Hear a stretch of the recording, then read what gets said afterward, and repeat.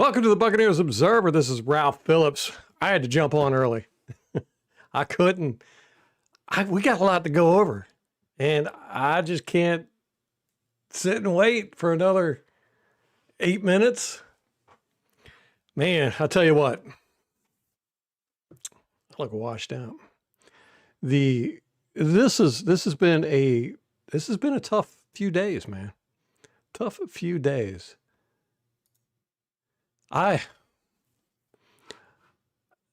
Friday night or Thursday night was kind of hard to deal with. We all, I think, can agree with that. It was not very fun. We had what should have been an easy victory and regain the lead. What's up, Marty? Regain the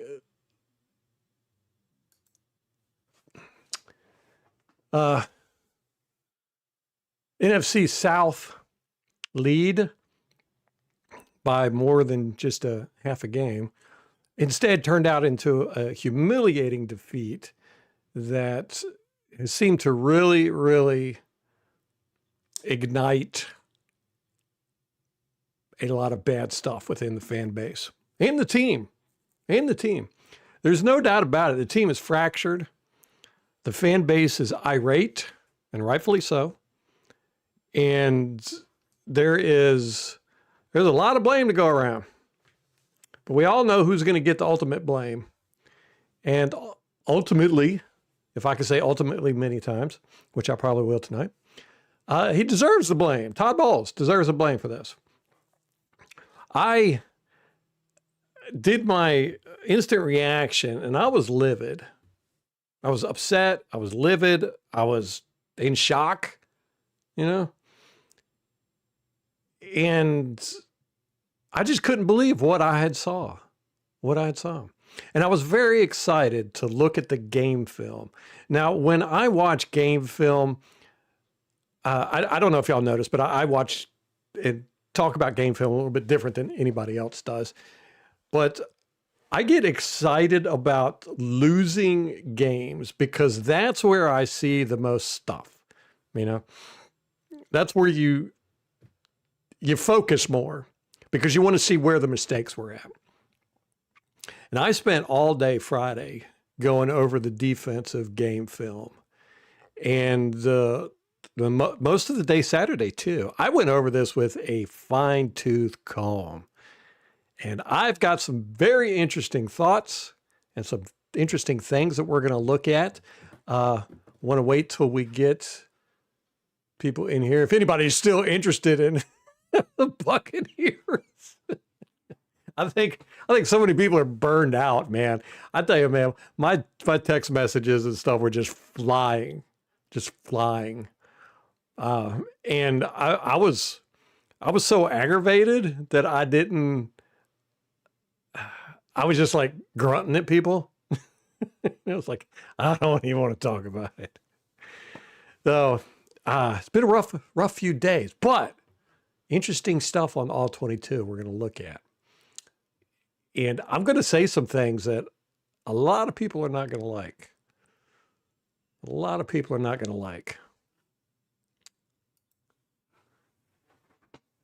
Man, I am. It has been a very rough midseason, Marty. How do we start off so promising? Oh, we were 5-1, 6-2 at one point.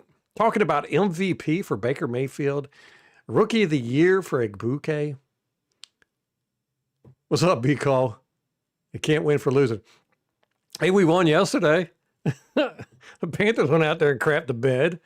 It was funny. I didn't watch the game specifically. I had Red Zone on, and they were showing the Green Bay Packers and the Rams game and the Denver and all these games, and they were really good. And I was like, why aren't they showing the Panthers Saints game? I mean, we're not getting anything from that. And it's because it sucked, because they spent all their time between the 40s, and it was just punt. It was not a very good game, apparently. I didn't watch it, but Panthers did us a solid. and lost. So interesting thing about that is we do not have to beat the Panthers twice in order to make the playoffs now. It's dependent on, we could just beat them once, and if they lose to Seattle, then we'll be in. But I think we have to beat the Dolphins. But anyhow, the point being, we don't have to win out, and we don't have to beat them twice. If we do beat them twice, then I don't think there's any. I think they're done. I think we got it. What's up, Tom? Yeah, I was wrong, man. I was wrong about a few things in my little rant after the game. We'll talk about it here in a bit. Let some more people get in here. A lot of stuff I want to talk about. Now, I got a lot more questions than I do answers, but I have some interesting answers as well. That, it's funny. We've talked about this, or I've talked about this, and how sports, but football in particular, is it's a predictive thing. It's you're always looking forward. I forget the term I used, but it's like, when the games happen Sunday, usually Monday and Tuesday, people are still talking about it. But by Wednesday, everybody's moved on. They're talking about the next game. So they'll spend the next 5 days talking about the game coming up, and kind of poo-pooing. I'm the exact opposite. I'll spend like one day thinking about the game coming up, but I'm too busy looking at all the stuff that happened on the previous game. I'm a look behind her, I guess, instead of a look forward. Prognosticators. Sports people just love to prognosticate. And I've found that a lot of people have just kind of moved on, and they've already made up their mind about what happened with this game. There's a narrative out there that was established very quickly, and it's just, that's what's been talked about when it is talked about. I did listen to Rondé Barber. I listened to part of his interview today with Pewter Report. It was pretty good. And I agreed with most everything Rondé said, except for one thing, and that was Vildor. We'll get to that in a minute as well. But, I saw stuff on the broadcast that I did not see on All 22, and I saw stuff, or didn't see stuff on the broadcast that I did see on the All 22. So it was a little bit of both. But I was wrong about quite a few things in my instant reaction rant that we shall discuss here in a second. You hate the losses, but love the rants. Yeah, everybody gets so passionate about the losses. It's kind of a common thing with all the creators. We know that after a loss, we're going to get more views than after a win. It's very strange. I think Pewter Report's talked about it because people just get angry. They get upset. They want to rant. They want to hear other people rant and all that good stuff. What's up, David? Walker, linebacker from Colts, is back. Gerald McCoy's rants? No, I did not hear that. I saw him tweeting some stuff out, but I didn't.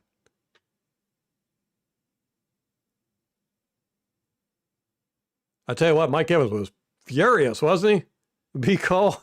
He was furious. Left the field early, banging his helmet up against.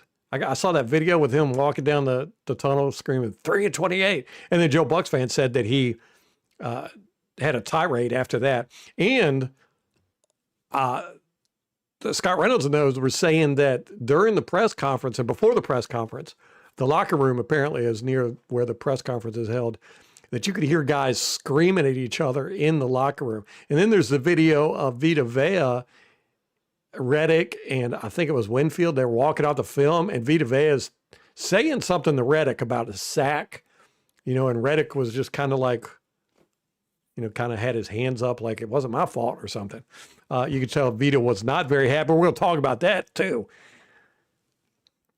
A few things that I haven't seen people talk about, and I think it's because, again, there's a narrative that's been established. Everybody saw the broadcast, so we all have what we saw, and we're just going to go from that. So, there's no need to look back and see. But I like to look back.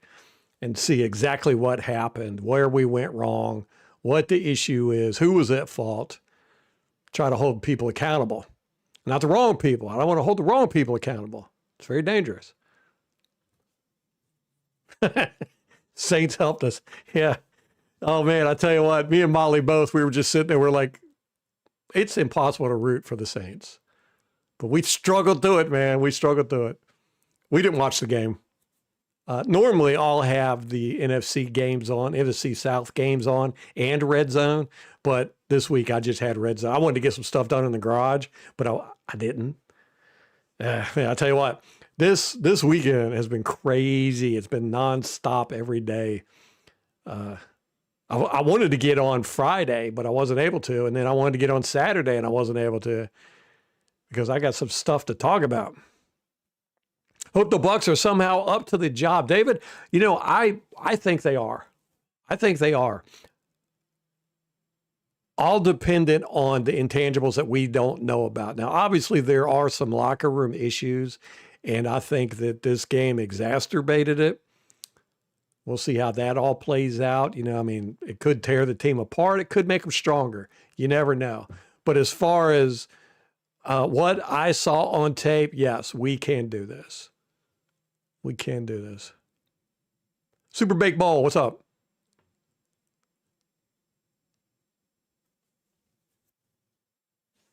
'97, yeah. Yeah, it's a mindset. Yeah. I believe you there.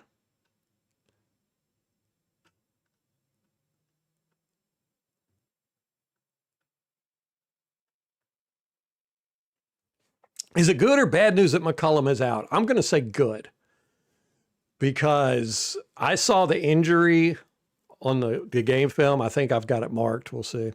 If not, somebody remind me and I'll look for it. It happened in the second quarter, 7:08 in the second quarter. He played 24 defensive snaps. And the injury, I couldn't tell what it was. His hand, maybe? I don't know, but it wasn't, to me, I didn't see anything where I was like, okay, well, just, leave the game. But then again, you can't really tell with injuries. Injuries are hard to just look at and diagnose, but I didn't see anything where I was like, oh, yeah. It was just, he tackled somebody and I couldn't see anything, and he's been playing bad this year. And, for him to lead this game when we needed him, y'all know how I feel. I don't think Dean should be playing. When Dean got hurt in the first quarter and he was on the sideline acting like he was going to sit out, I was like, oh, I was so mad. He came back though, so kudos to him for that.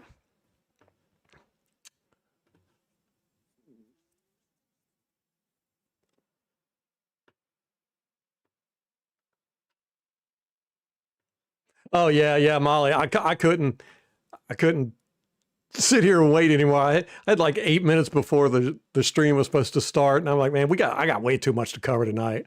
I need to jump on and just start. Tom's hopped up on pain meds. All right. I had a small procedure. Well, I hope you're okay, brother. What's up, James? Yeah, the offense got to score 30 plus now. Right now, last year we could do it. This year we can't do it. The guards on offense O-line, yeah, they're kind of an issue. They're not, I'm seeing a lot of people. I actually watched a guy that I watch a lot who does all 22 film. He broke down every single Baker throw, and he griped about the offensive line, our offensive line. And he was like, they're just pure garbage and all this. And I'm like, no, I've seen garbage offensive lines. This offensive line, I'd give them a C plus, B minus. They're not the best, but they're not the worst either. I've seen a lot worse than what we got up there. But Barton is struggling, and the two guards beside him, they struggle. Sometimes they'll play great, and then sometimes they'll just to get whooped. It happens every game. And it's kind of a problem with our team is consistency. We don't have consistency anywhere on this team. Baker Mayfield's inconsistent. Our offensive line is inconsistent. It's like we'll run block great. I mean, just absolutely great. And, we'll open a 10-yard wide hole for the running back, 2 or 3 plays in a row. And then the next play, somebody will miss a block and it'll be a tackle for a loss for 5 yards. We'll have great circus catches and then somebody will drop the ball right in their hands. We'll have beautiful route design and it'll be a deep ball and they'll run the wrong route. We'll have defenders, great pass defense, aggressive, jump the route. And then the very next play, they'll get beat on a go. And you're just like, what is going on with this team? We have no consistency anywhere on this team. And it hurts. And it's not, I can't point to one single unit on this team and say they are the problem. Because every single unit has, 2 or 3 plays a game at minimum where they just completely crap the bed. Every single unit does. The offensive line does, Baker does, the wide receivers do, the tight ends do, the running backs do, the linebackers do, defensive front does, the cornerbacks do, the safeties do.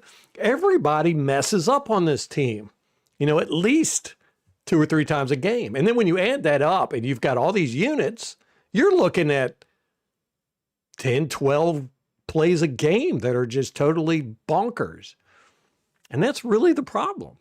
It's not that anybody's not really bad Tom. Tom's blowing it up over here. But it's just the lack of consistency, Yeah, Money Films. Yeah, Money, what is it called? Is it Money Films? Yeah, and I've seen a lot of people saying that our offensive line is trash. And, I just have to disagree. I've seen trashy offensive line. I've seen trashy, bad offensive linemen.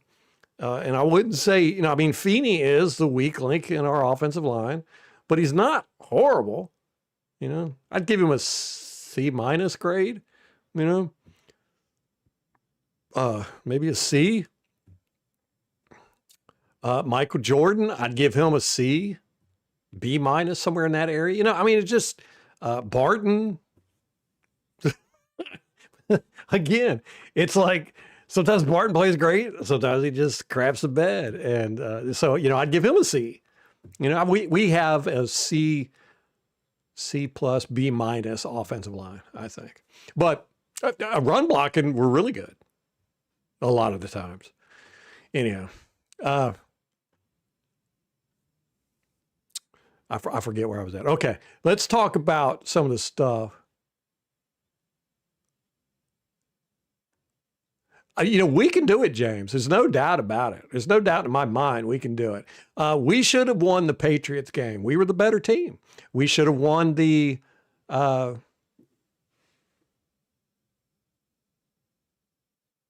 Saints game. We just totally crapped the bed on that one. They did not win that game. We lost it. We beat ourselves in that game. The Bills, they just beat us. The Lions, great game plan from their offensive defense coordinators. That was masterful. We did beat the Saints. We beat the Cardinals. We should have beat them worse and everything. We can do it. We can do it. Guys, we won against the Seattle Seahawks. And it wasn't like they laid down on us. That was a good game. It's probably the best game of the year. We beat the 49ers. That wasn't easy. We've gone toe to toe with some teams. And, we can do it. We just got to get our mind right, man.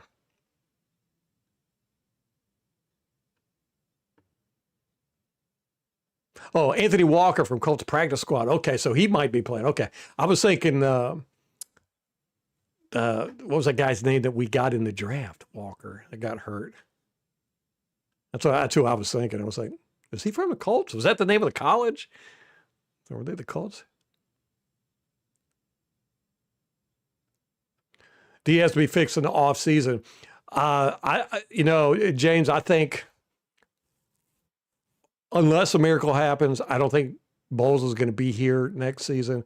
And I really think the scheme, it's really not so much the scheme. It's the attitude that the scheme. He's a clipboard carrier. Todd Bowles is a clipboard carrier, just like Dirk Cutter was a clipboard carrier. They're just one of those. They're those type of coaches. To them, it's all about the X's and O's. And Todd's got these guys. What's up, Craig? Todd's got these guys so focused on playing the scheme that they're not out there playing football. They're not out there tackling. They're not out there hitting. They're not out there. They're so worried about being to their spot. I mean, we pointed this out a million times on this channel, but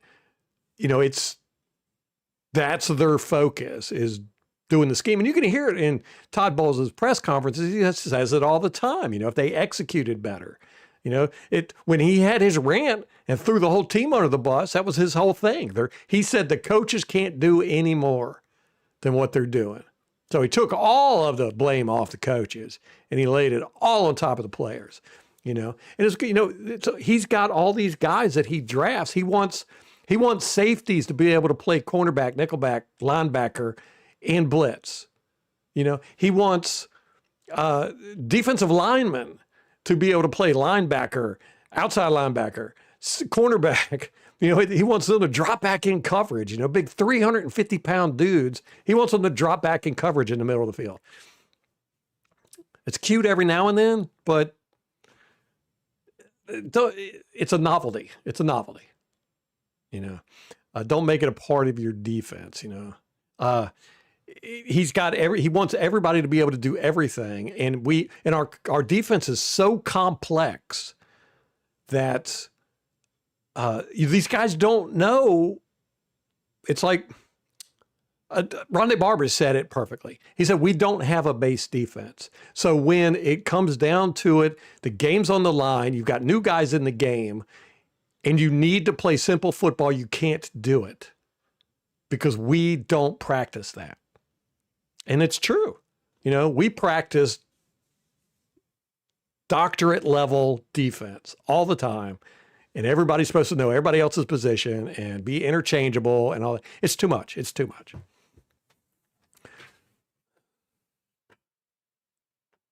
So I think the D is going to be fixed in the offseason by Todd Bowles getting fired.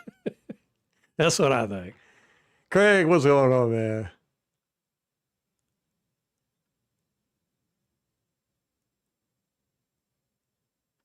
Yeah, the Falcons line is nasty. 98, Okunumura, whatever. He really pops off on the tape. I've only done a few series of the offense. I'm still working on that. But just from the little bit I've done, he's already popped off. What's his name? I wrote it down somewhere. Thank you for the subscription, Seb. Because all the white, I tell you what, it was so nice seeing Mike Evans. It's amazing at how good he is. I mean, it was really watching him play. You're like, wow, it was incredible. You're watching a Hall of Famer. The guy, you throw it in his radius, and he's got a big radius. Chances are pretty good he's going to catch it. I mean, we got guys. It's funny because Godwin caught a touchdown pass that was thrown behind him on the exact same route that Egbuke dropped on a crucial third down at the end of the game that was thrown behind him. And I was like, see, that's the difference. Mike Evans and Godwin will catch that crap. All these newer wide receivers don't know how. They'll learn. Bucs should be 95. Peck's game was calling pass plays on 2nd and 2. Grizz needs to step it up. Yeah, I like Grizz. I really do. I think he's got an interesting offensive mind. I like it. But yeah, I don't know if he was completely ready for this. And he's definitely not Liam Cohen. I wouldn't say he's not rising to the challenge, but he's a step down.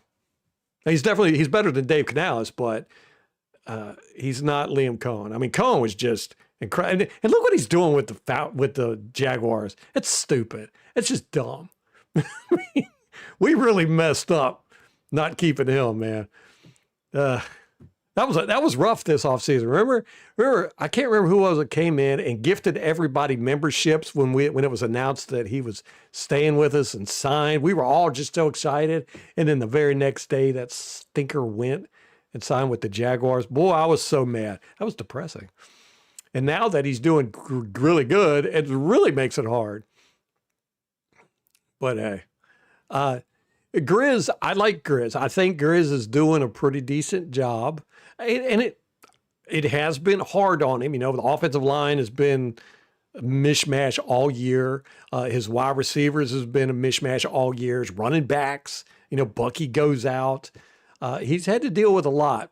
You know, to go from, it's the same thing with Egbuka. You know, Egbuka came in as the number 3, you know, maybe even 3B. Don't know. Maybe in the 4th, you know, he might have been a rotational guy, you know, 4th stringer, want to get him some time to, we don't know, but we know he wasn't 1 or 2. And then he ends up having to be 2 right away. And then he ends up having to be 1 for a huge stretch. And Grizz had to deal with that. You know, Grizz had to figure out how to get this to work. So I think Grizz has done an okay job. I'm definitely not calling for him to be fired. That's for sure. It's a broken system. Yeah, it really is, Alan. I think that it's just too much. It's too complicated, and we're asking guys to do too much. And they're not able to focus on playing football. You know, this team could beat anyone, Craig says. Unfortunately, they can also lose to anyone. Yeah, they need to beat the good teams more and have big wins against crap teams to be taken seriously. Yes, 100%. You know, that's what I said about this Falcon game. We need to not just win it. We need to win it convincingly. And I'm going to say it again. The Panthers game, we need to win convincingly. You know, we need to do it. We can't have any more of these close games where we barely squeak by with a crappy team.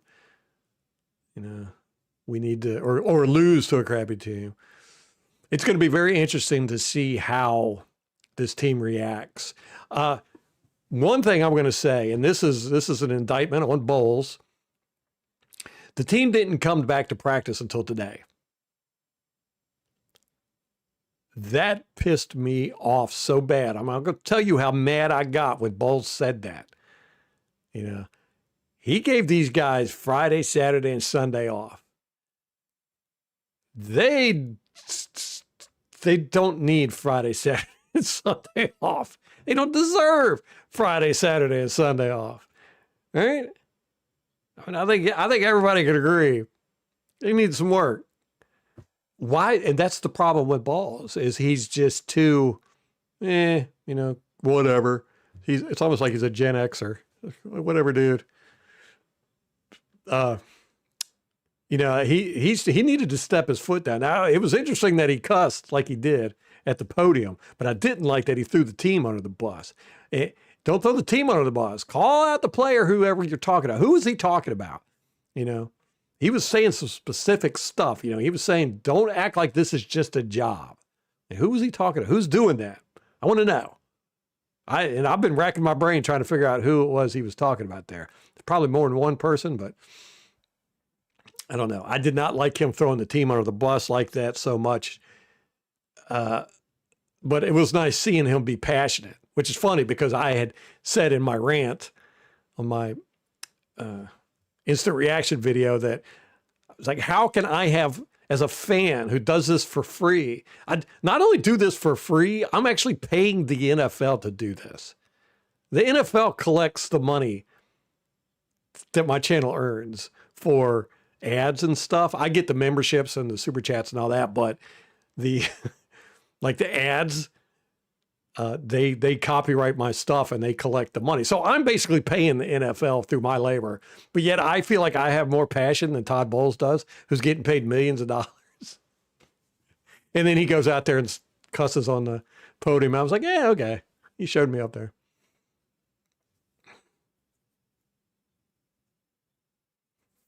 You can't. 1651 in his career when trailing at halftime. Oh my gosh. Yeah. Ooh, now it's 16-52. Ooh.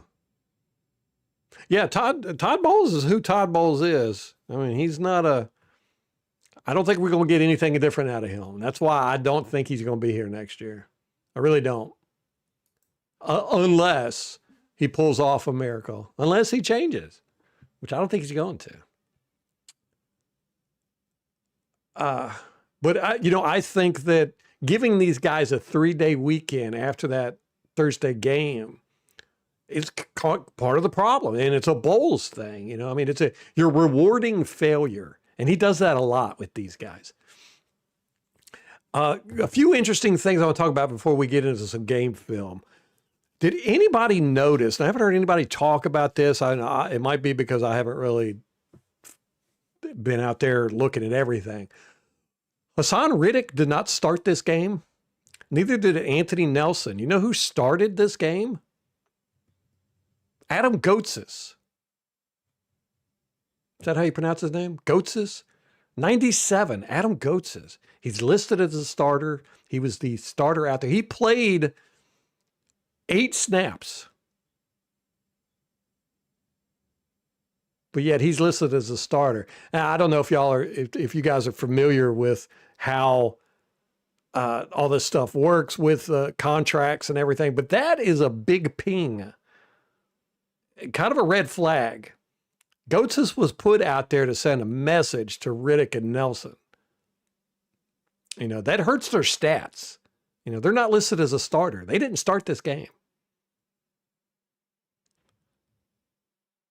They can't take that into the contract negotiations. I'm this many game starter. It's a big difference between being a game starter and playing in a game. They're considered rotational players, substitutes. And I haven't heard anybody talk about that. Why? What happened there? Don't know. But it was definitely Todd Bowles sending a message. Because like I said, Goetz has only played 8 snaps, and then Riddick and Nelson played the rest of them.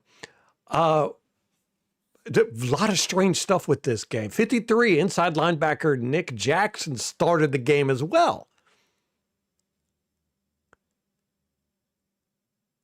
And he only had 18 total snaps on defense. What was that all about? I mean, we've got Deion Jones, who subbed in for Servassier Dennis, but then he doesn't even start this game. We let some other guy, Nick Jackson, and who hasn't played like all year, and then he only plays 18 snaps. It's Todd Bowles is sending a message to people. I don't know. Why was cornerback Vildor out there after McCollum got hurt? Now we've seen Vildor, he's been a rotational player in and out during the game. But he was out there. He basically took McCollum's spot. Vildor's only played 158 snaps for us all year. And it's like nothing. That's like 10 snaps a game, He's basically listed as our 3rd string cornerback. Where was Morrison?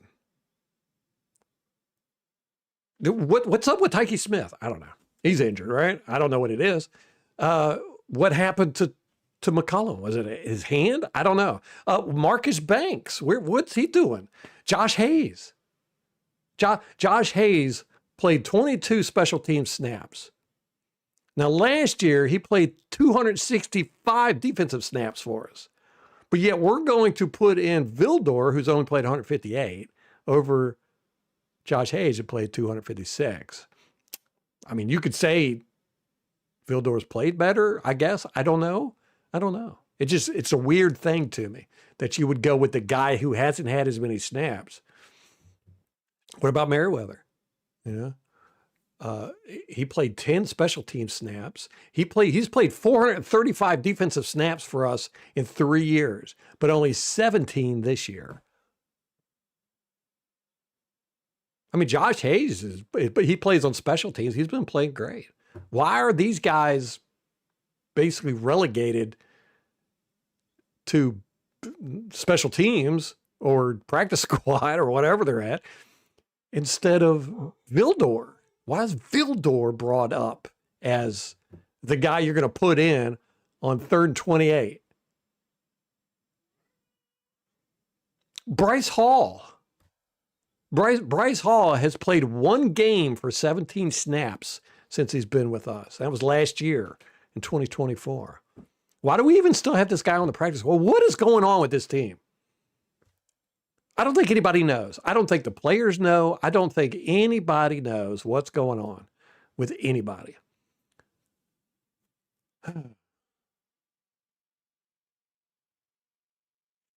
Demarion Williams is on the practice squad. He's only played in 1 game since 2023, and that was with the Texans. Who is that guy? I don't even know. Anthony Nelson, who we put in as a starter when Hassan Riddick was hurt, he only had 1 snap more than Braswell did in this game. Anthony Nelson had 17 snaps. Braswell had 16. What are we doing? But yet, Anthony Nelson had 26 special team snaps. Braswell had 10. I don't understand this team. It doesn't make sense. All right. Another thing I haven't really heard talked about, I don't know if it has been, but Vita Vea, in the 3rd and 28, it turned into a 4th and 14 or 4th and 17, whatever it was. And then they got that. And then right after that, they ran down the field, spiked the ball, and we got a penalty for 12 men on the field and offsides. It was 2 penalties, 1 player. It was Vita Vea. He was lollygagging, walking off the field. And we're going to look at it on all 22. You could see him. He didn't try to really get off the field. He didn't give a crap, and that ended up costing us 5 yards. That was a 5-yard penalty, 1st and 5. Then they were able to get another 1st down. Then they were able to basically run out the clock and kick the field goal. Nobody's talked about that I know of. I mean, that was a pretty big mistake. And I understand Vita was upset. I would be too. I was upset. But still, to just lollygag off the field and get a penalty and not be called out for it, no, we're calling you out here, Vita. Bowles had some issues. He left 2 timeouts in his pocket at the end of the game instead of calling them when the Falcons were running the clock down. That one, I don't know. I'm like, rewatching the game, I'm like, I don't know when he would have called that timeout and stuff. Calling a pass play on 2nd and 14 right before the 2-minute warning, stopping the clock when it was incomplete. That was kind of a mess up. There was the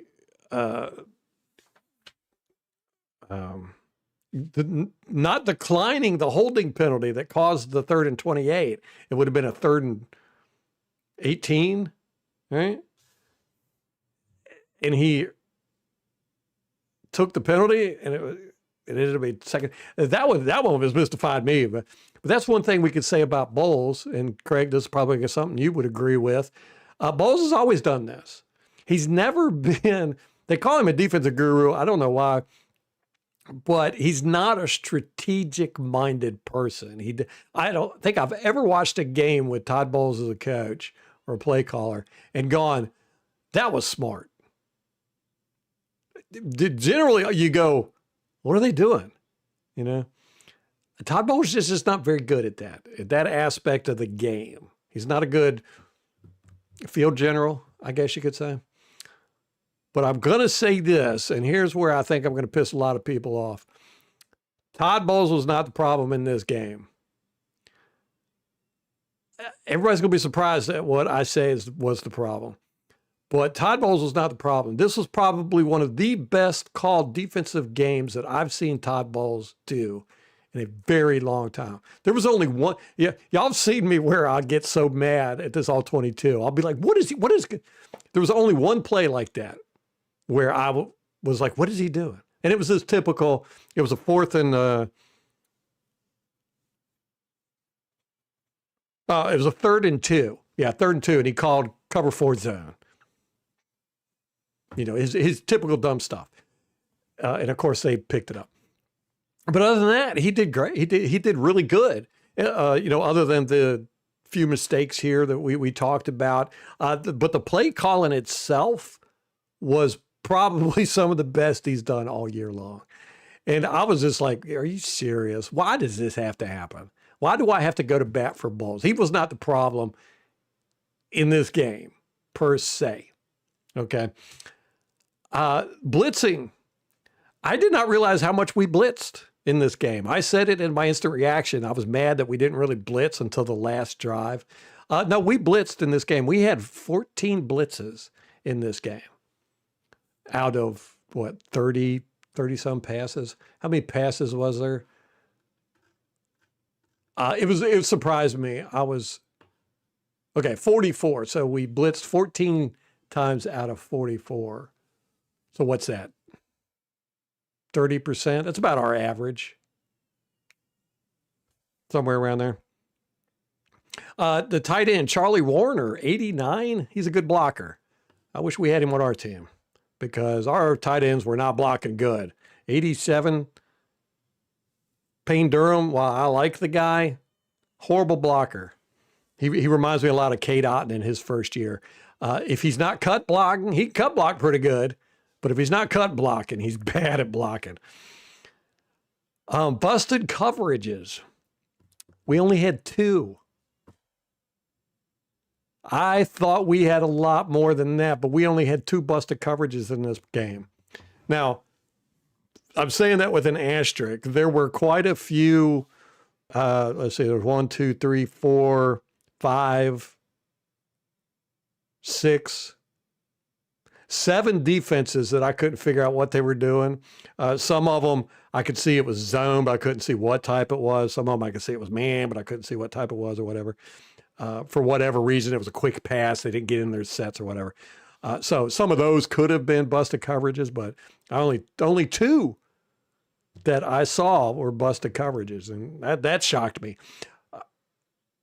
Missed tackles. We had 8 missed tackles, but caveat there too. Almost all of them were on Bijan Robinson, and he's good. You know, he's going to make you miss. We did have a few missed tackles that were egregious on other players, but the ones on Bijan, I'm just kind of like, hey, you know, I can't really knock the players for not getting him. You know, I mean, he's shifty. He's good. Our front is still having issues getting pressure, you know, with just the front 4. This has been 3 years now. It is what it is. But they didn't play horrible. You know, I mean, they weren't getting pressures so much. I mean, they did every now and then, but it's too anemic.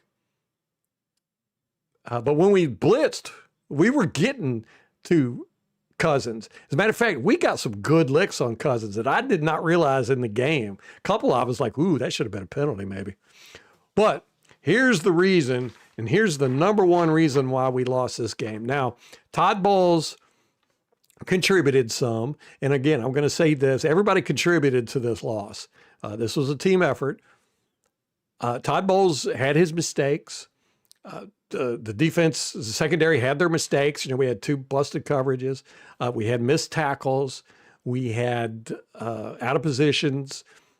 There were not enough pressure with just the front 4. We can only get pressure with blitzes and stuff like that. But, and this is going to sound crazy. This is going to sound absolutely insane to everybody that watched this game or even just looks at the stats. We got royally screwed by the refs.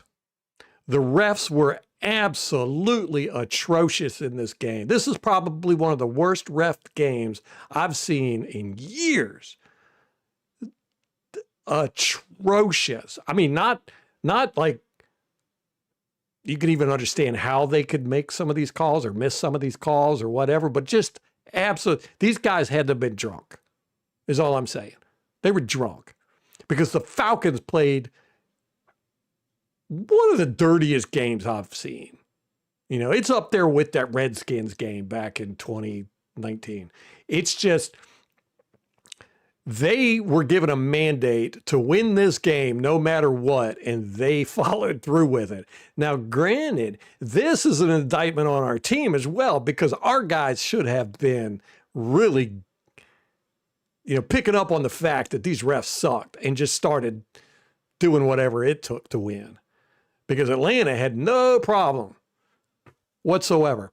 Now, they had 19 penalties, right? 19 penalties. 18, something like that. I think there was 20 called against them in this game, but 18 or 19 accepted. I can't remember. I counted 14 uncalled penalties. And I'm going to show them to you. 14 uncalled penalties on a team that was already called for 20. That's 34 penalties in this game. Should have been. They played some dirty football. And Raheem Morris could bite me because I know they were cut. And I haven't even done their defense yet. I haven't even done, that's just their offense. Their offense committed 14 uncalled penalties. And we're going to take a look at some of them.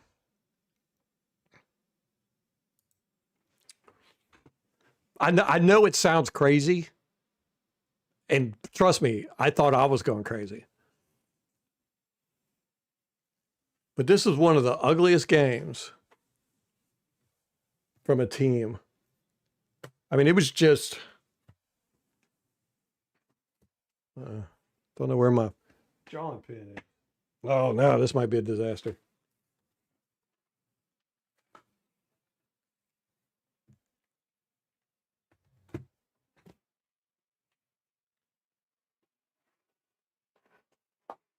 All right, y'all bear with me.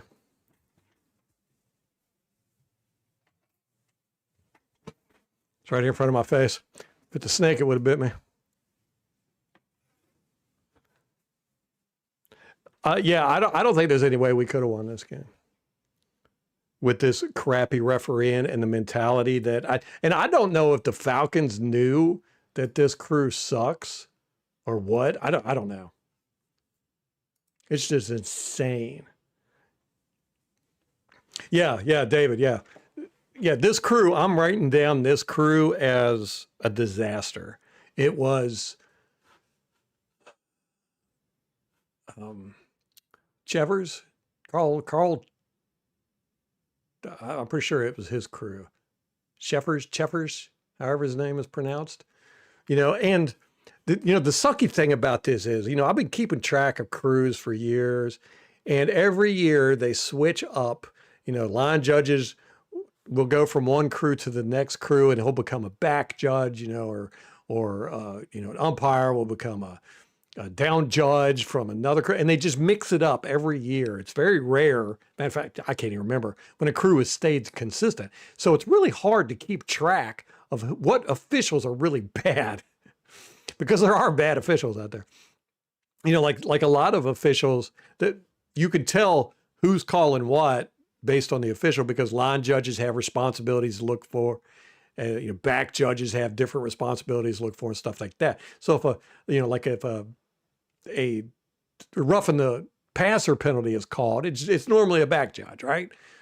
So you can generally tell, like offensive holding or, stuff like that. You could tell what judge it was or what official it was.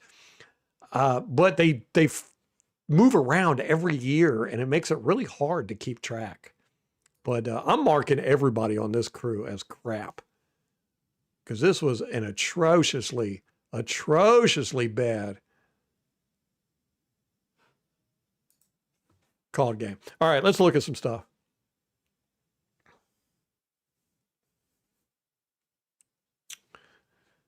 I say that, now I got to reset some stuff. Look at it. It's 7:30 already. We haven't even got started.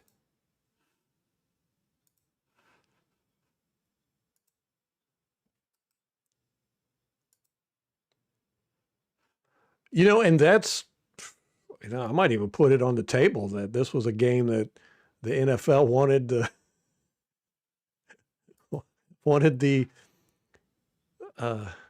Falcons to win, or the refs had money on them or something. It's just, there's some really bad calls here, or non-calls or whatever. Okay, we're ready. All right, here we go. Blindside block on Levante David. Now, this one, it's not as obvious as it is on the sideline angle, but I didn't pull the sideline angle.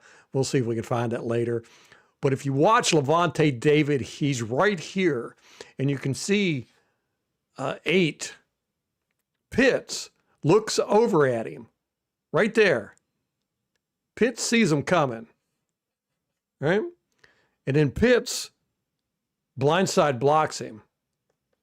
Bam, right there. Okay? The ref sees it. The ref even throws a flag. Watch, you'll see the flag. There it is right there. Blindside block. And you can see David gets up and he's like, see him? He's putting his arms out like, what the F, man? And Pitts is saying, oh, I didn't see you or whatever. And for some reason, they picked the flag up. I have no idea why. I mean, it was just a flag. I think maybe they said, well, maybe it was an accident or he didn't see him, but he saw him. And you can definitely, on the sideline angle, which we'll look at later if I can remember to pull it up, you could definitely see Pitts saw him coming and maneuvered himself so that he could blindside block him. All right, 71 here holds 90.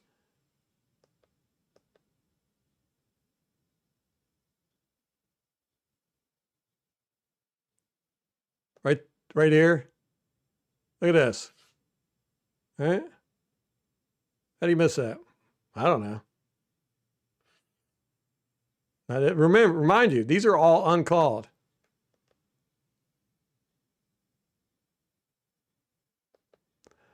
We get a face mask on Yaya on this one. Now, Yaya still gets a quarterback hit.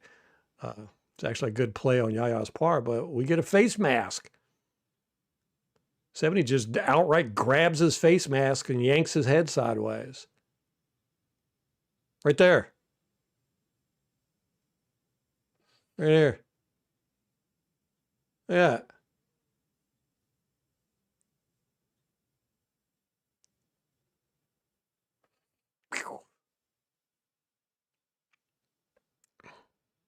But then you got a holding here. They were holding all over the place. But and then you can see Cousins just kind of lobs the ball out. This is the weakest throw on the planet.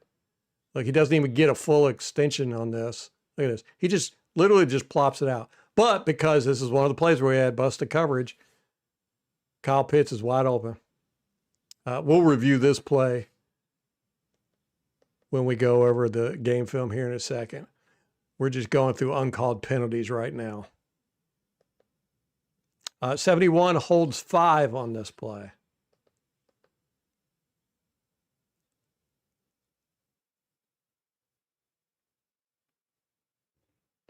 You hear the term, people say it all the time. I actually heard it during the game. Right there. Look.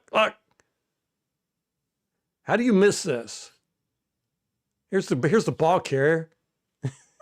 Look at this.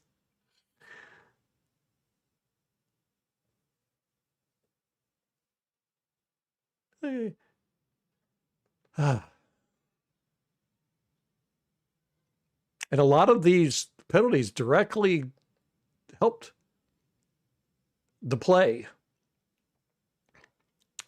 This was an offensive pass interference. This guy runs down the field and just slams right into 35 and pushes him. Look at that. While the ball is in the air. That's offensive pass interference. You can't do that. Look, ball's in the air. Ball's in there, right here. Ball's in there. Look at this. He just runs down there, slams right into him, and pushes him.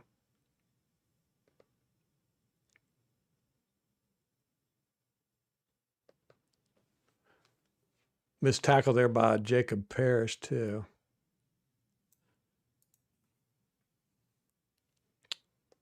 But we're not looking at that right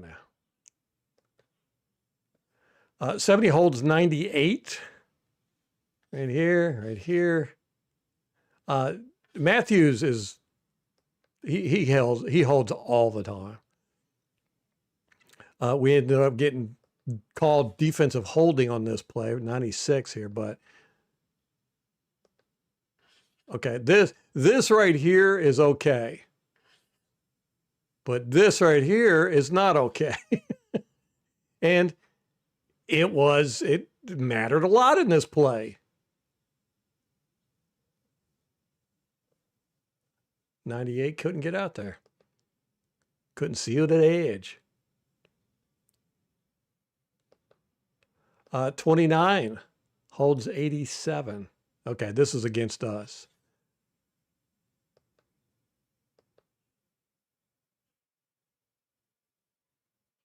Yeah.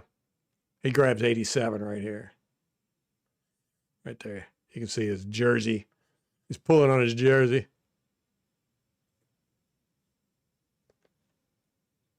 Uncalled penalty, though. These refs sucked. Okay, 63. He holds Vita. Where's Vita at? Right here. Vita's over here.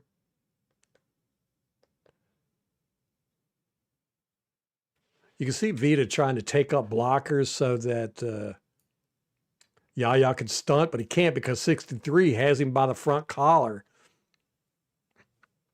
Where is 63? Oh, yeah, okay. Here we go.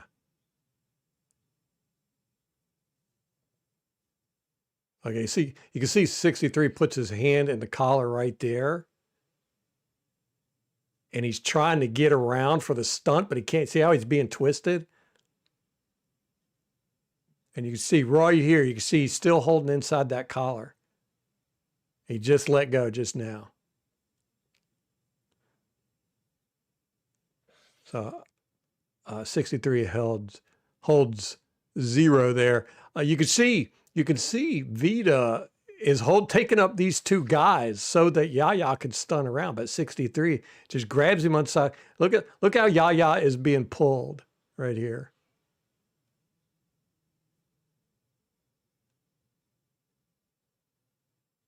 And Vita still got the Cousins with two guys while he's holding two guys. But of course, you can see 8 running around out there with the ball. This one here, 27, he beats 62 and then smacks Mayfield right in the face. This should have been roughing the passer. I mean, I'm not a big fan of these penalties, but look right here. Bam! Hits him right in the face. Whack-ack. Right there. You know, I'm not a big fan of these penalties, but if they're going to call them, call them. They got to be consistent on everybody. Right here, he's not lined up properly. This is illegal formation. He's not on the line of scrimmage. He's supposed to be on the line of scrimmage. As you can see, he's almost as far back as this guy is. He's up a little bit more, but he's definitely not on the line of scrimmage. I mean, this guy is about as far, these two guys are about as far back off the line of scrimmage as you can be. And you can see this guy is behind them. So that's illegal formation there. And when we get to the game film, I'll show you what it's supposed to look like, and you'll see the difference. We'll plot back and forth on that one. How they miss that one, I don't know. I mean, there's a ref standing right there, and that's his only job is to look at the formation. 89 holds 98. And this is the tight end. And I'm just like, come on, dude, get off this tight end block. Oh, is that 89? I thought it was 89. It's 85. Is that 85 or 89? Anyhow, he grabs him right here. Won't let him out. See? And 7 is able, that's why there was no edge out here. No edge was set because he's being held. He can't get out there. Yeah. I mean, I'm still upset with 98. I'm like, get off a tight end block. But he's being held. Bijan does a really good job of cutting right here. He acts like he's going in. And then he just pops right out. And it's just really, everybody gets caught up in the mix here. But 98 couldn't get to the outside to cut him off because he was being held.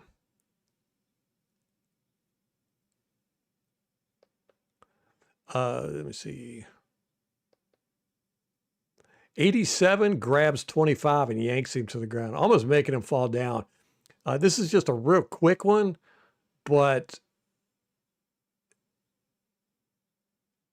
here's 87. Watch, he'll grab right there. He's going for the runner. Where's the runner at? Oh, here's the runner. Yeah. He's going to tackle Bijan right here. And you can see 87 reaches out, grabs him in the front of the shoulder pads and yanks him down right there.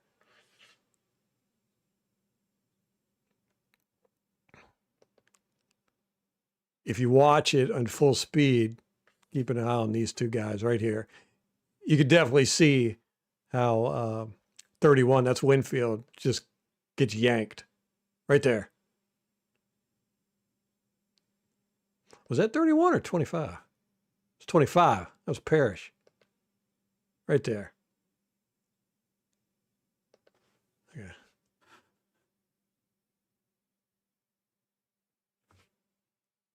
And also, this is the fourth quarter, 8:22. Score is 20-28. 0. Where is 0? Do we see a 0 out here?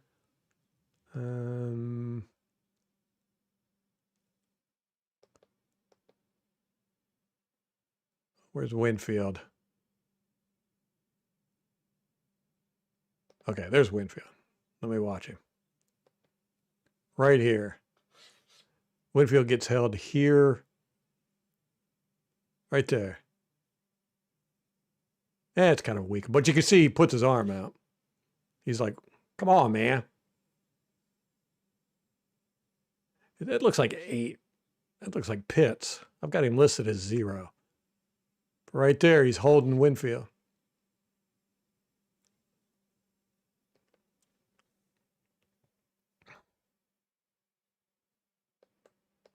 And, you know, people say, well, you could call holding on just about every play. No, you can't. I'm telling you, man, I've been watching this stuff, and these guys are professionals. They don't do this stuff all the time. 8 pushes 25 on the face here. This one is just infuriates me because it's so blatant. Right here, look at this. He pushes Parrish in the face and turns his head. Right there. And that's how he gets open.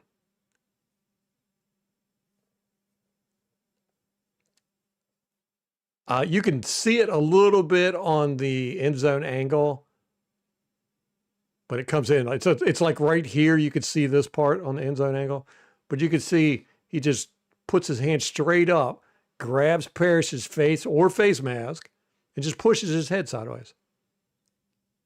I think Parrish does a great job of not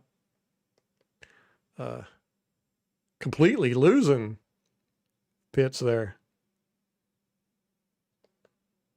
81 holds 35 by the inside collar and yanks him right here. Right there. I don't know if you saw it. He grabs him by the inside collar right there. Here's the ball carrier. and he'll yank him. Right there. See, you can see 35 yanked backwards right there. I'd have to bring up the broadcast version to get a really good shot of that, but I'll get a copyright strike for that for real. 70 holds 0 again.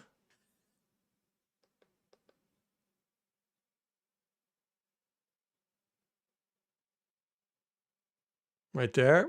Almost the exact same as the play before that we looked at, except that was on 98. This is on 0 this time. Grabs him. And he's still holding on to it. Doesn't let go until right there. Till after the runner's past him. This is a horribly officiated game. Horrible.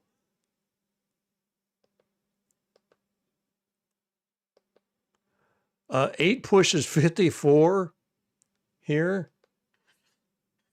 This should have been offensive pass interference because he does it while the ball is in the air. Right there. Look, full arm extension and everything. He just, and right in front of the ref, too. Here's a ref here, here's a ref here, and here's a ref here. They're all three looking at this, and none of them can see that push. That's insane. That's insanity. That's for a touchdown. I don't know if y'all have noticed, but like almost all the big plays, there's been a penalty on. Here's one. This is a nice one. 8 Pitts, completely false starts. Oh, let's go back. He false starts on this play. Everybody on defense points it out. Right there. Oh, wait, I'm sorry. 8's over here. Watch, he twitches and you'll see the defense point it out. Look, they're pointing it out. And he ends up getting a big play here. This was I think this was the third down, 3rd and 28. Yeah, this was a 3rd and 28. This was the first play of the 3rd and 28, which this was a very interesting play. We're going to talk about this here in a second, if we ever get around to it. Just remember this.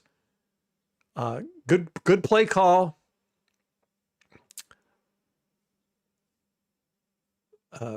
Kind of doing zone beater here. You're putting stress on these two guys, making this guy have to decide cover this or cover this, right?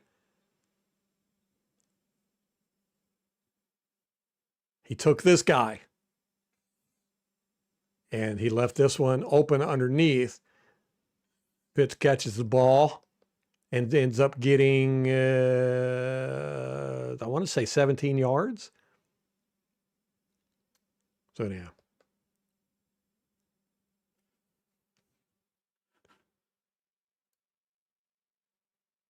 Oh, this is fourth quarter, 149. The score is 26-28. We are winning here, right? Minute 49 seconds. Refs really screwed up on this one. Boom. He catches the ball, right? They kept hitting this part of the zone over here. There's a reason why. But boom, he catches it. Izzian comes up. Wham! Great hit on him. Now, notice which direction he's going. He's going backwards out of bounds. He's going backwards out of bounds. By rule, the clock should have stopped here. But they didn't. He was in bounds. Forward progress was stopped in bounds. He flies backwards out of bounds. Clock should have continued to go. I'm sorry. But they stopped the clock. He stops the clock.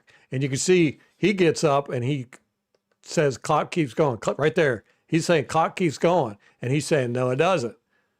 And that really hurt us. Like I said, it was a minute 49 seconds left in the game. And 26-28. Okay, here are some missed tackles. Logan Hall, Christian Izzian. Vita briefly held on this one. Where is Vita? Right here. But missed tackle right there. That was Izzy, and he slips. You can see his foot slips out. We've got to change the grass at RJ Stadium. It's been a great place to play for a long time. I don't know if they've changed the grass or whatever, but the past 3 weeks especially have been atrocious for us. But anyhow, Logan Hall gets knocked on his butt in this. Where's he at?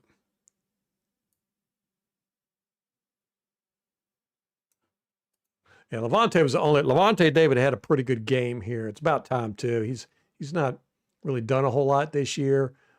He's the only one. But great move right there on 65 to get off that block.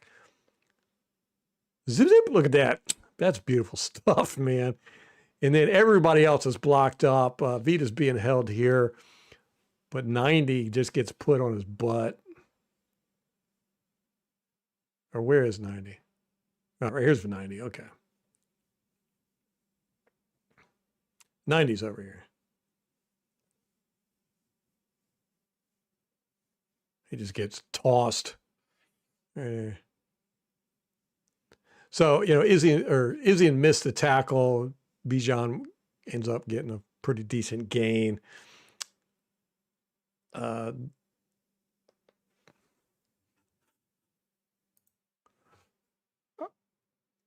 me see, missed tackle. Jacob Parrish misses a tackle here. We already looked at this one right here. But again, it's Bijan Robinson, man. You got to make this tackle, but that's weak sauce. Look at that little hop that Bijan does. Zip it.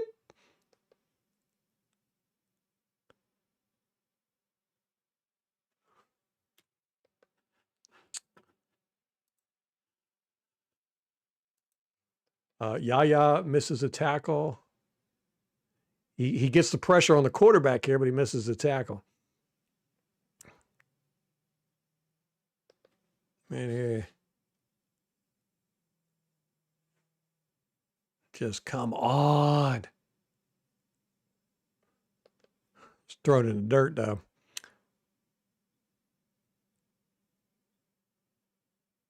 What's up, Zebra?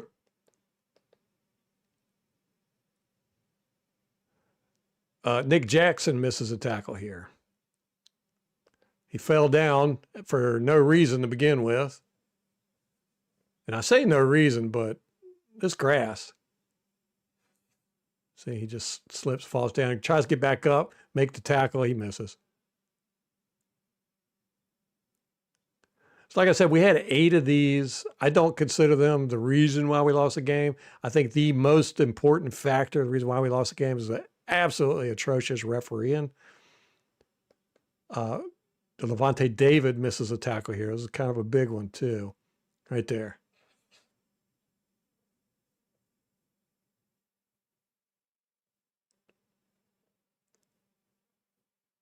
He got a shoe though.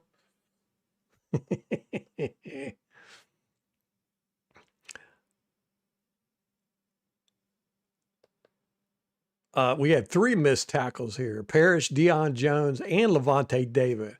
Again, it's Bijan Robinson. He's good. And right here, you take an easy tackle again. He does this little hop thing right there. And he's shifty. That's Deion Jones. This was Parrish. And then Levante's coming up, who you know is a sure tackler. Look at that. He just gets juked out. That away, and then whoop. And you see Levante slips too. Right there. So we had 8 missed tackles. 3 of them were on this play. I will not say that missed tackles were the reason why we lost this game. It didn't help any. This one, Deion Jones and Levante David missed tackle. Oh, it's the same play.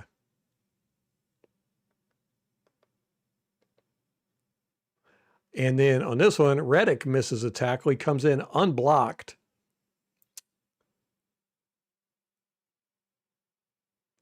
from off screen. There he is, right here. And just totally whiffs. And that hurt us.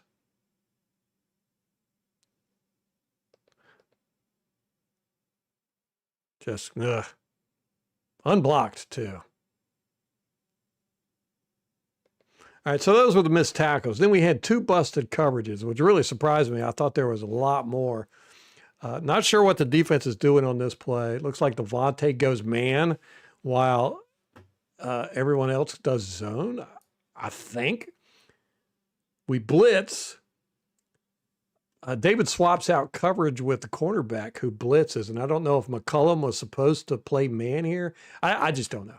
My guess would be that Levante was wrong, but Riddick and his guy end up playing patty cakes for a bit, then both step back and sink, so we'll look at that too. And 53 bites on the play action. So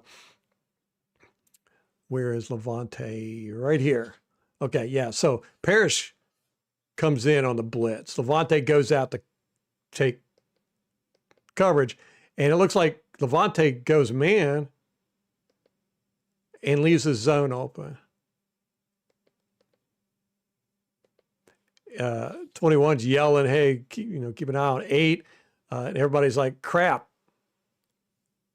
This whole zone's empty over here, which is where Levante would normally be if he was playing zone in a cover 3 zone. He'd drop over here to the numbers. He drops over here to the numbers. But y'all know the routine. And it looks like Devontae just goes man instead. It's funny, I was talking about how Levante had a pretty decent game, but then all I've shown is Levante missing tackles and having busted coverage. 29 is telling 53 Nick Jackson here. You can see he's telling Nick Jackson who to cover. Nick Jackson is going with the guy in motion. And this is Nick Jackson's first game. I'm telling you, this is really weird. I don't understand what Bowles was doing here, what his thinking was, to put Vildor in over any of the other guys we've got that have been playing snaps, to put Goetz in as a starter and let him play 8 snaps over Hassan Riddick and Anthony Nelson. I don't know what that was about. And they have Nick Jackson playing instead of Deion Jones, who's been playing snaps. I mean, why would you have Nick Jackson in this important game? He's never played. So anyhow, you can see Parrish is telling Jackson who to cover here. We got motion, and you'll see Parrish is saying, cover this person, and he ends up taking the wrong guy. And 29, oh, that's Isian. Okay. 29 ends up having to take 8. He's supposed to take 8. I would assume, according to 29, who probably knows better. And it looks like he might even be saying right here, no, I'm taking, anyhow. Miscommunication, busted coverage, 8 gets out of here all by himself.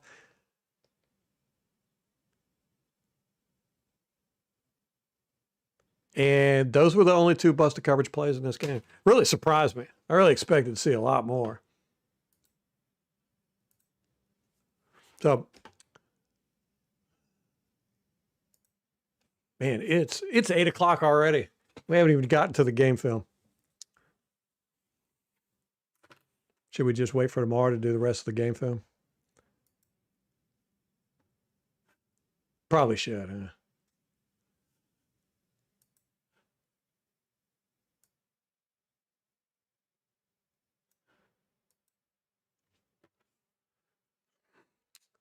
huh?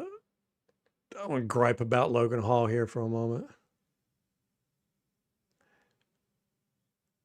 Logan Hall gets driven in the dirt right here. 71 just drives him straight into the ground. I mean, look at this. Booyah. Just, that's unacceptable, dude.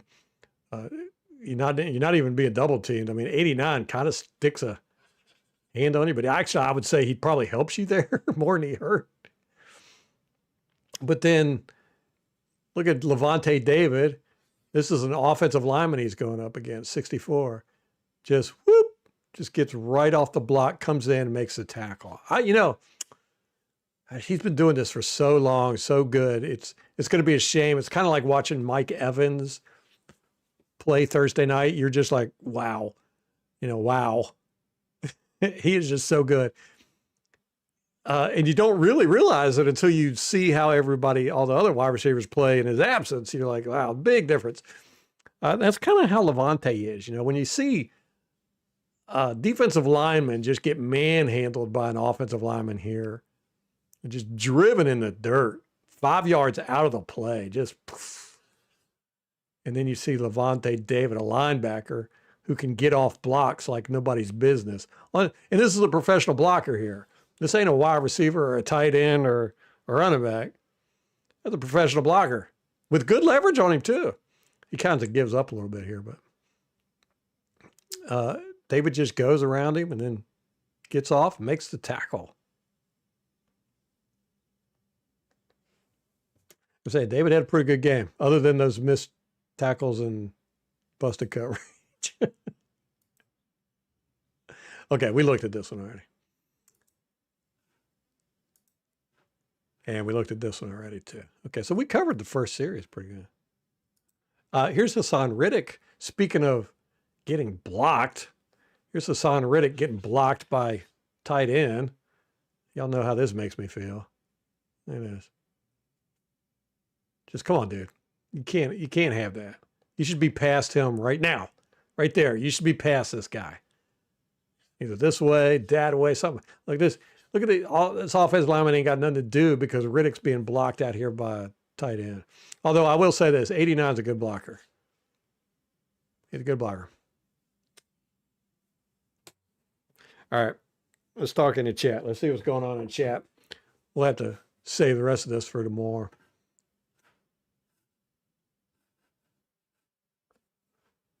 Which is some good stuff on defense. Like I said, I was very, very surprised what I saw. Or what I didn't saw. What I thought I was going to saw. What I thought I was going to saw and what I didn't saw.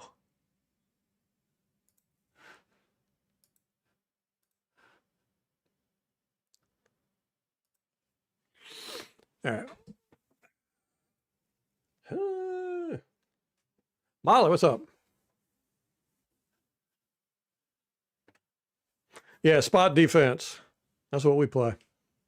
Spot defense. I mean, you could see it. I mean, how many times have we pointed it out? You'll see our guys run, turn around, look at where they're supposed to run to, run over there, and then turn around and see what's going on. You're just like, wow, that's not good defense. I mean, you spend the vast majority of your time running to a spot. Yeah, Marty. Yeah, big surprise. Dirty birds are dirty. That was Raheem Morris told them, from what I'm guessing, and just speculation, go out here and win this game no matter what. I don't care. I don't care if you get called 50 times for personal fouls, whatever. You win. And they did. And I wish our guys would have been more aggressive with them. Like watching the Ndamukong Suh, I can say this, the Ndamukong Suh was never held. And it wasn't because they didn't try to. They tried to. One, he was strong as an ox, but he had so many different techniques to get out of a hold. And he taught our guys. I mean, I saw him, like teaching guys how to spin to get out of a hold, the defensive lineman. And we did it for like 2 years after he left. Our defensive lineman would spin anytime somebody would try to hold him. And I'd be like, yes, Sue. But then it's just gone. Our guys get held so easy now. You'll see Levante will wrist fight with guys. And, every now and then you'll see guys, Yaya is pretty good about it, getting off a hold. But he always, wrist battles with you. But our guys need to learn how to get off holds and make these guys pay for holding them, man. You know what? Pewter and Red, you figured out how they did it? How they doing it without suspicion? What is it?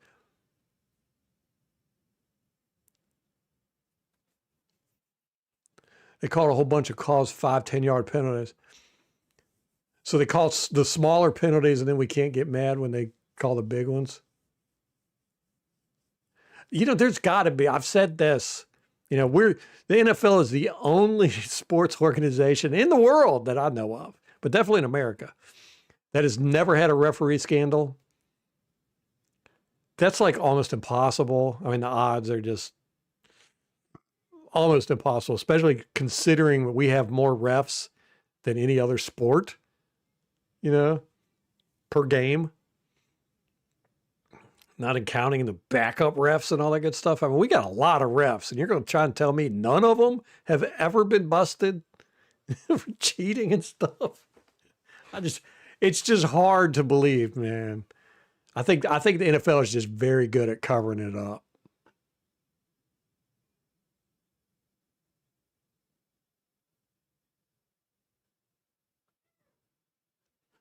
Yeah, Tom, we spend so much.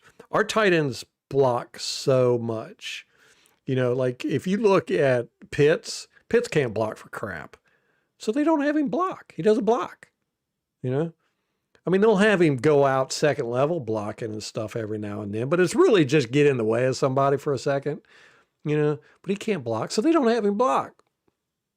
And I'm not saying Zach is a better offensive coordinator or anything like that, but you gotta work with the ingredients you got, And Payne Durham can't block. He can cut block like a champ, But if anybody knows he's coming and he's going to cut block, they can avoid it.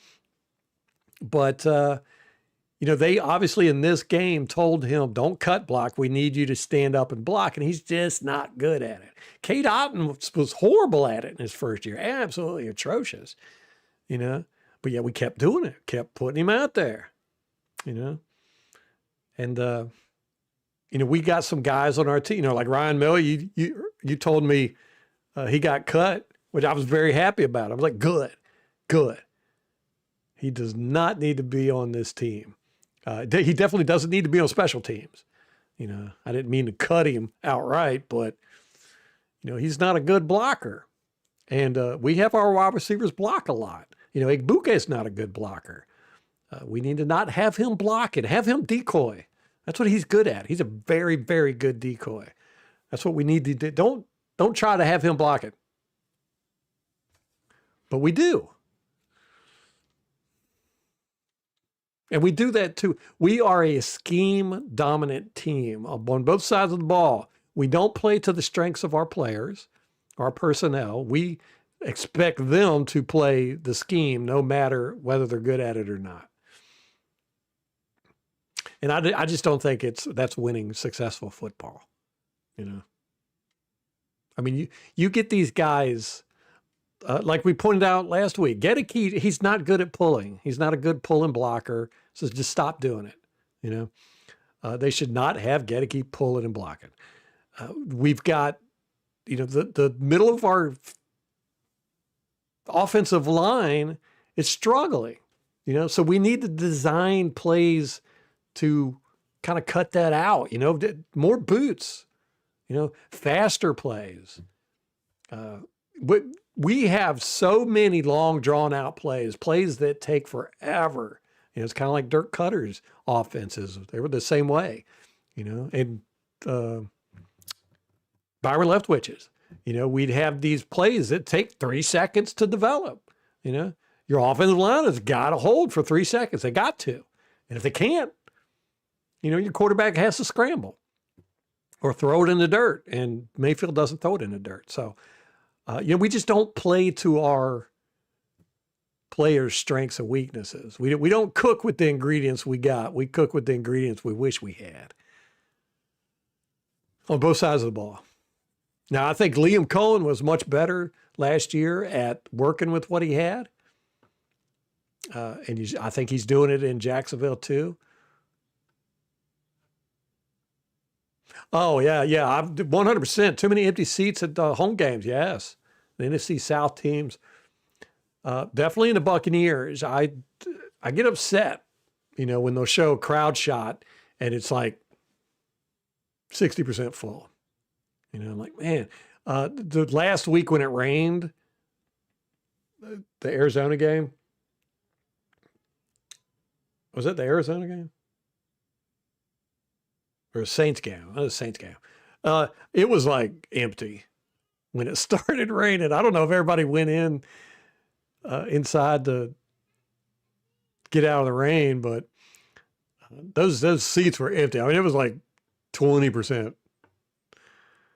Yeah.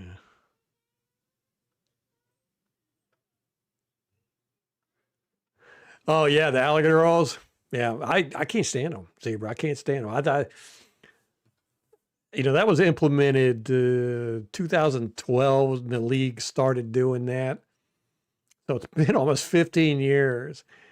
That and the rugby tackle. It was Pete Carroll teaches that style, and it proliferated throughout the league. And I just don't like it. I don't like it. It's not a good way to tackle. It's not surefire. It's a safer way to tackle, kind of. Not for your knees and ankles for sure, but it's safer for the head. I don't know. I don't know, man.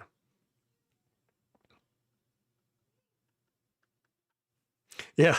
Yeah, Craig. I haven't looked. I'm just now reading back to everybody's chat. Uh, the front did not get pressure like they should have. This is the Falcons' offensive line. They're not world beaters. We should have done more than we did. I was surprised with how many times we did hit Cousins in this game. We'll look at it tomorrow with the defense. See, I got on early tonight because I knew I had so much to talk about that this was going to run over. But it took me so long to get through all the penalties and the missed tackles and the busted coverage.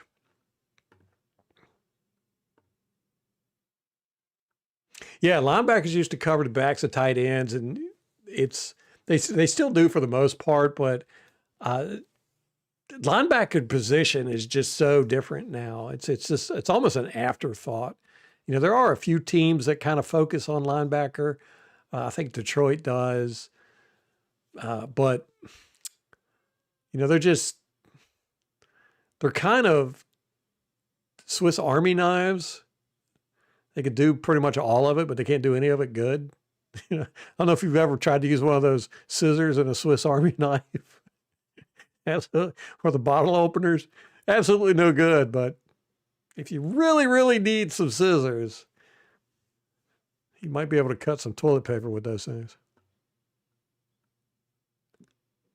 Oh, zebra, yeah, no, the refs, I'm telling you, man, the refs cost us this game. We had two busted coverages. We had 8 missed tackles. We had some uh, bad decisions by Bulls. Uh, but even though the Falcons had 19 called penalties on them, I think 20 total or something like that. I counted 14 uncalled penalties. 14 just on their defense. I mean, their offense. That's their offense. I haven't even done the defense yet. 14.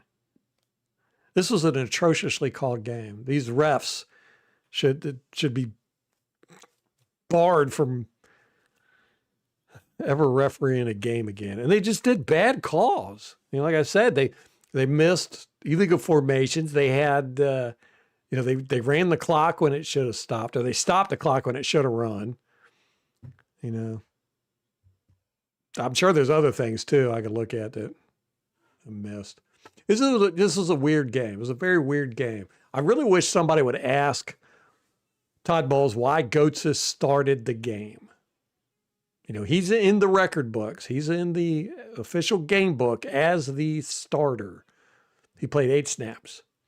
Why did he play Nick Jackson? Yeah. As a starter. I can understand putting him in, trying to get him some snaps here and there and everything, but why'd you put him in as a starter? And did Deion Jones do something to piss you off? I mean, Nick Jackson only played 18 snaps. Deion Jones played the rest of them. Why was Vildor in? Especially during crucial moments. I don't know, man. This game was just weird from top to bottom. I would go with, I would definitely say the refs cost us the game more than anything else. They weren't the only reason, but they just, a horrible officiating game. Horrible. And surprisingly, it was one of the better called defensive games by Todd Bowles that I've seen in a long time. I mean, we threw everything at Cousins and the kitchen sink. We did a lot of split coverage in this game too, more so than I think I've seen us play for maybe ever. I don't know. We did everything, man. We were doing everything. And we were doing a pretty decent job at all of it. He had one play call in the fourth quarter, the ninth offensive series, where I was like, my typical, why are you playing cover 4 zone on a 3rd and 2? And of course they got it. And I was just like, why would you do that? But other than that, the rest of the play calls were pretty good. So, there was crap all over the field that you could point at and say, this was the reason, that was the reason. But the biggest thing, 14 uncalled penalties by the refs, man. And then plus 3 bad ref decisions as far as stopping the clock or whatever.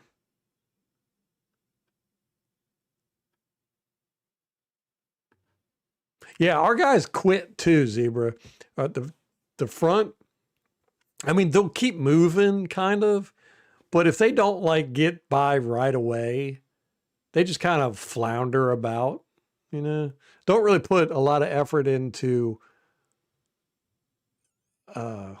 keeping their feet driving, but you see that with a lot. I mean, that's kind of a big deal with defensive linemen. I've noticed throughout the years, a lot of defensive linemen are like that. And unfortunately, it looks like it's infected our defensive linemen where, if they don't feel like they're going to win the match, they just kind of play patty cakes or stand there or whatever, They won't continue to try to make something happen.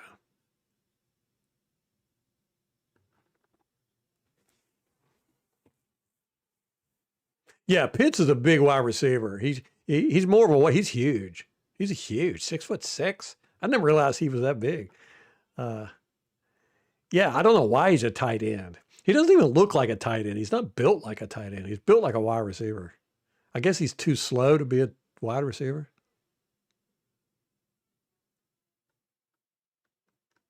I like Grizz. I like his play called Zebra. I think he's got a good mind. I think he's just it kind of like how Dave Canales was. It was kind of a shock to him. He's not really good at calling in-game strategy. After the first scripted plays, first 15, he kind of gets lost sometimes. I do think he does a really good job with sticking with the run. A lot of guys in his situation just kind of panic and just start throwing the ball all over the place. I do think he's putting too much emphasis on downfield throws. Some of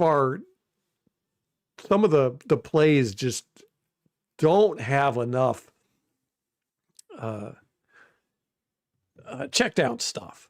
And I don't know. We'll look at this too with the play designs, but the hots, I don't know if Baker's not calling them or if they're just not built in. It's really weird because a lot of times I'll be like, it's obvious to me that they're going to blitz here and there's no hot routes. We got 4 guys running deep, basically 4 verts, and then a running back will try to pop out maybe, or a tight end. 3 seconds after the ball's been snapped. Everything takes 3 seconds basically, and by then it's too late.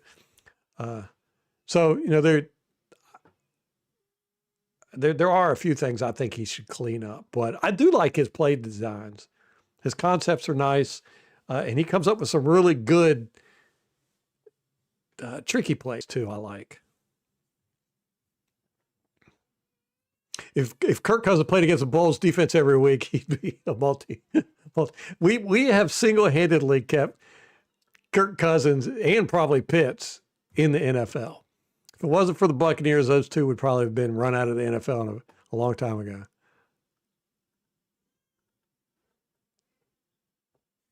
Yeah. Yeah, I 100% believe that, Craig. It's just Craig C. We got a Craig S and a Craig C. We're just not playing. I've seen so many players go in and out of Bowles' defense, and they'll have different skill sets, but he never uses their skill sets. He expects them to do what he wants them to do. He wants them to fit his scheme. And I don't know if y'all have noticed this, but nobody on our team is getting better. It seems like everybody's getting worse. Tristan Wirfs has gotten worse. I feel like Levante's slid backwards. Vita's slid backwards. Winfield slid backwards. Zion has slid backwards.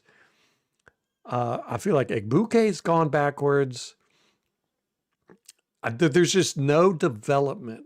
Nobody's going forwards. Logan Hall has just been a complete bust.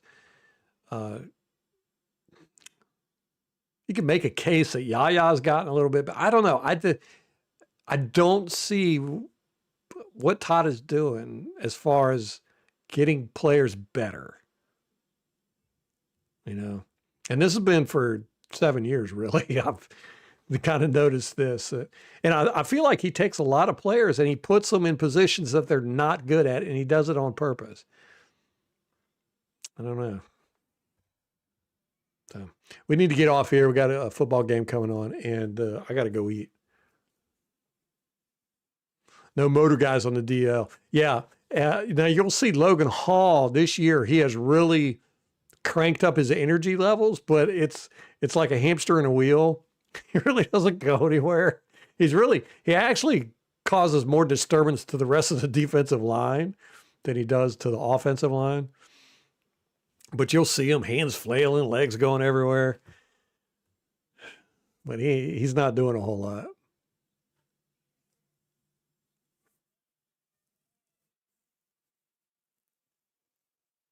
Yeah, Craig. And I talking about receivers in the same area with his routes. There's a couple we're going to look at. And like I said, I haven't gone all the way through the offense, but just a few times I'm like, what are these receivers doing? And I don't know if it's his design. And a couple times I don't think it is. But yeah, to your point, receivers stacking on top of each other is not good. And I don't know how much of it is Grizz or if it's the receivers. So we'll take a look at that tomorrow. Exactly, Zebra. Yeah, team regression. That's a coaching problem. And I am not calling for Todd Bowles' head, but I don't think he's going to be here next year unless he pulls off a miracle. I don't. I'm going to be very interested to see how this team plays Sunday. After him throwing them under the bus and cussing and everybody mad at each other, and we'll see if it could bring them together or it can tear them apart. We'll see. All right, guys. I got to get out of here, go watch this game, and go get me something to eat. We'll see y'all tomorrow. I'll probably start early tomorrow so we can get some more stuff done. Didn't get nowhere near as much done as we wanted tonight. But anyhow, let's go watch the football. And until next time, go Bucs.